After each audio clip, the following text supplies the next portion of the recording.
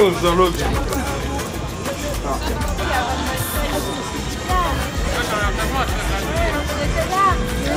Ouais.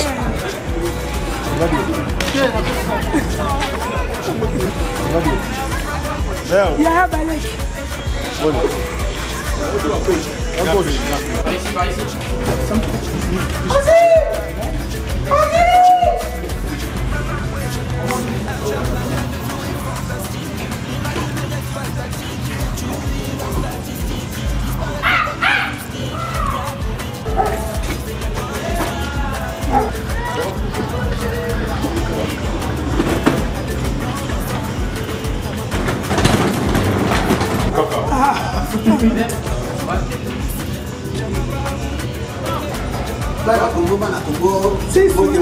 Bote, bote pour la lelo.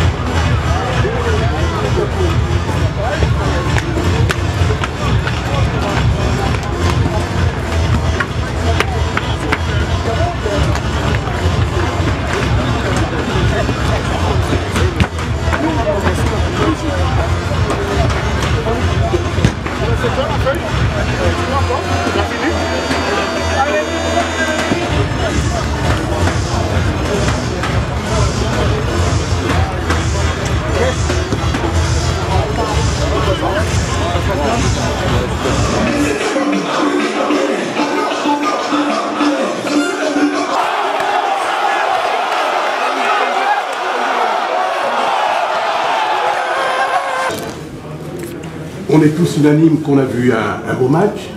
Pour faire un beau match, il faut être à deux. L'équipe gabonaise a perdu devant l'équipe de la RDC. Selon vous, quelles ont été les faiblesses? Qu'est-ce qui a empêché cette équipe gabonaise de pouvoir revenir au score et voir pourquoi pas gagner ce match? Quelles ont été les faiblesses de cette équipe que vous avez certainement exploitées? Disons qu'on a eu de la chance qu'offensivement, ils n'ont pas pu concrétiser ce que et aller jusqu'au bout de leurs actions. Ils arrivaient en fin d'action, donc on arrivait à pouvoir récupérer facilement, disons, on pouvait récupérer assez chanceusement parfois le ballon donc, en défense. Il faut dire que c'est une équipe qui m'a impressionné par rapport à la circulation du ballon, c'est sûr. Ils avaient la circulation du ballon, mais bon, c'est un choix. Donc j'ai cette équipe depuis 5 jours et donc j'ai fait une feuille de route et certains joueurs que je ne connaissais pas les noms il y a un petit peu, donc il a dû s'acclimater. Et par rapport, pour revenir à votre question, il n'y avait pas beaucoup d'erreurs au niveau du Gabon, à part au niveau de la finition, il y avait que pour moi une personne qui était assez dangereuse et qui faisait un peu tout, qui était un peu le métronome, c'était Aubameyang. On arrivait à le trouver dans les intervalles assez facilement. C'était un problème pour moi, on arrive à le trouver dans les intervalles. Et sinon, bon, je pense qu'il y a l'allure et l'avenir, c'est tout. Mais il faudrait peut-être avoir un ou deux Aubameyang pour pouvoir arriver à relever le niveau de l'équipe.